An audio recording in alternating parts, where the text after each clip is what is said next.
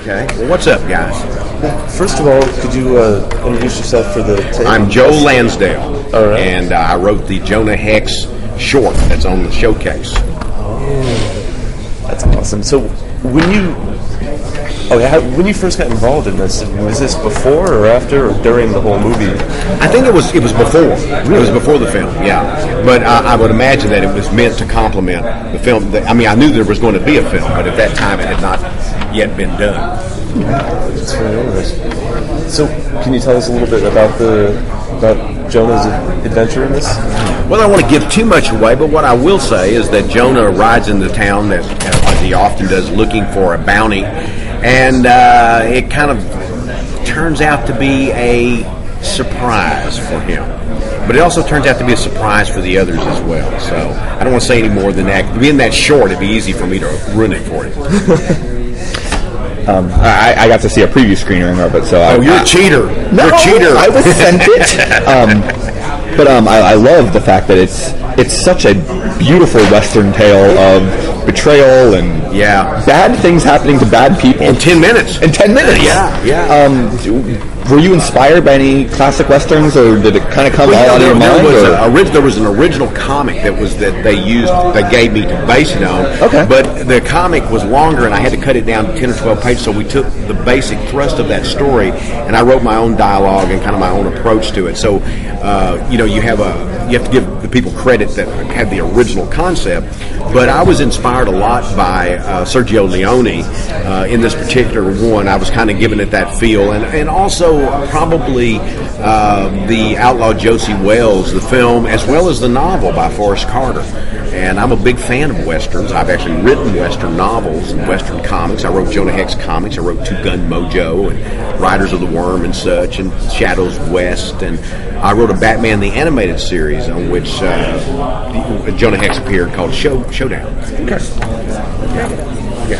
So, kind of how hard was the process of taking something that is bigger and kind of compacting? Well, that was probably the only major problem, because I was so in love with the material. I love JONAH HEX. I love the Western stuff that it was like people asking me to eat a candy bar.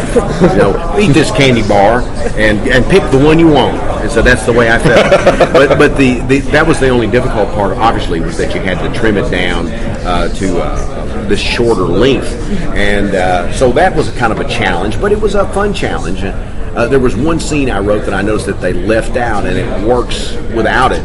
But it was one little minor scene, but I was surprised to say, okay, it's funny sometimes what you can leave out and how it will still work. So that was the hard part. Go ahead, Amy. Okay. So now, even though that there was that movie that we probably just forget. I haven't seen it. And so, would you want to do like a full length? Absolutely. Give me if somebody asked me to do it, I would do it in a heartbeat. I love JONAH HEX. In fact, the film was kind of originally loosely based on some of the comics I wrote, but then people who were doing that got pulled out of the film. But there are people who've seen it said there are remnants of my comic in it. Some of the lines, like "cut myself shaving," are right out of my comic Two Gun Mojo. So I've always wondered. I thought, why didn't they just do Two Gun Mojo? That would make sense. So, do you have a particular story that you would like to do? Well, not at the moment, but that's not my problem usually with stories. Once I get going, I have them. What I find is that I'm not a guy that outlines or thinks a lot about those sort of things until I'm ready to do them, and then it's sort of like they fall into place. Still going? Yeah, sure. I want to make sure Just go. Okay, so how exactly do you kind of get into the space of, what is your take on Jonah versus, say, I always saw when I did JONAH HEX in the 90s, when I brought JONAH HEX, kind of brought him back. He'd been gone for a long time. I decided that I was going to somewhat revamp him without losing what he was. And I made him grittier. And I also made him a little less educated. I made him, I played up the fact that he had been in the Confederacy more. I mean, that was always there. And I made him from East Texas because that's where I'm from. And I just felt that I could do the voice better that way. And I felt that I could write a more authentic voice than I thought was in the other comics. Not that it was bad, I just thought that voice-wise and dialogue-wise that I could do that. I also thought there was a sense of humor that they were missing out on that Hex has. And I especially made that a part of it. The other thing I brought to it was a supernatural element, which had never been there before. Now, it was accidental in a way because I misremembered the comics. And I made a point of not going back and rereading all of them because I wanted to bring a freshness to it. But I read enough of the early ones to know. And I actually heard that John Albano really liked him, who was the creator of Jonah Hex. I hope that's true. But I went back to the basic idea, but I didn't study all of them. I said, I'm going to try to do it a little bit from memory. Well, I thought that had supernatural elements. It didn't. But now it does. Now it's become very much a part of it. It's always the relationship between the Western heroes and the superheroes of the DC Comics have always been a weird relationship. Yeah. And Jonah Hex has always kind of been, if we're going to use one Western hero, we're going to grab Jonah Hex. Where do you feel like Jonah Hex fits into the modern DC superhero pantheon? Boy, that's a tough one because I have seen things where Jonah Hex was brought into the modern times or the future or whatever, and I've enjoyed a number of them. I think there was an episode recently of The Brave and the Bold, and I thought it was really quite clever. But I've always preferred Hex in his era. And in my mind, when I write them, most of the time, the others don't exist. Okay. There is no other DC universe. There's only this DC universe when I'm writing Jonah Hex. Because I like it to be the West, and I like to think that whatever weird elements I put in are the only weird elements in the universe. It's not that people can fly and that other all sorts of things are going on. Now, like I said, I have certainly seen things where Hex was moved to the future or whatever, and they worked okay. Some of them pretty good, but that's my main take on it. I like to see it in the Western universe. Okay. Would you ever like to come back to the comics? Yeah, you bet. I would. They ought to ask me. Hey, what can I say? No, I'd love to. I really enjoy the Jonah Hex comics. I enjoy Western comics. I wrote a couple of Western shorts for Marvel, and I've done The Lone Ranger back when Topps Comics was around, which they're gone now. And I've done a number of other Western tales, plus I've written Western novels and Western short stories, so I've had quite a bit of experience with Westerns. So what's next for you?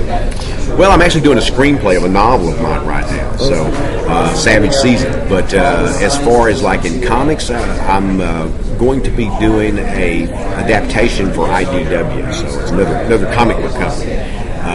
And I just did one of yours truly, Jack the Ripper, with my brother. And it's out from IDW now, the first issue. And there's 2 more issues of that. And he and I are doing another one called The Hellbound Train, also based on Robert Bloch's stories. So that's currently what I'm doing. And I got 2 young adult novels and a lot of other stuff. Oh, that's exciting. Yeah, I love it. I was just telling them over there, I just feel like somebody gave me the run of the candy store. It really is. Because my background, I came from a poor background. I taught myself all this. I don't have a college education. I just became a writer because of my pure force of will. That's what I wanted more than anything. And by the time I was 29, I was full-time. Selling when I was 21. 29, I was a full-time writer. I didn't start comics until I was older. But comics are the most important thing that I ever read for my career. Because when I was a kid, comics were available. They were 10 cents. I'd go buy them off the rack, and I'd read those comics. And this was a world that was magnificent and so much less dull than the one that I was living in. Right? And so I was able to learn to read. I was able to learn to imagine. And I think comics were the stimulus for that. And comics gave me an entry into a world that was different. And it also was a place where they mixed science fiction, where they mixed mystery, where they mixed Western, where they mixed all of these different genres. I get a lot of credit in the writing field. But I say, man, it's great how you mix those genres. I stole it from the comics. They were doing it all along. So how did that work out for you? Coming from East Texas and No college degree. Why? Yeah, how did that happen? Well, I really don't think, like I'm the writer in residence at Stephen F. Austin State University now, which is really kind of funny because I don't have a degree. I have a couple years of college that I got over a 4-year span back when I was young in my 20s. But I think it really is that the degree has nothing to do with writing, really. Not that you can't make you learn other things, but I'm a voracious reader. I've read tons of classics. I've read tons of pop. I've just everything that interests me, I read it, and it was always that way for me when I was a kid. Comics introduced me. There was a thing, Classics Illustrated, that introduced me to the classic novels, and I was able to, become excited about all that. So for me, how I was able to do it was the pure love of the material and the desire to not have some son of a bitch standing over me telling me what to do every minute. That was the important part. Going back to the short just for a second. Sure. So far that we've had 2 DVD releases and with 2 shorts. There was the Spectre with Crisis and Jonah with Batman. Right. Did you have any input at all into how which short got paired with which feature? No, I had nothing to do with that whatsoever. Okay. No, so that's all news to me. I was really excited that the Hex was on the Batman Under the Red Hood because it's certainly going to get a lot of exposure. Yeah. So I think that's going to help. Okay. And then I think it'll be cool when it's in the showcase, bringing it together, all the different characters.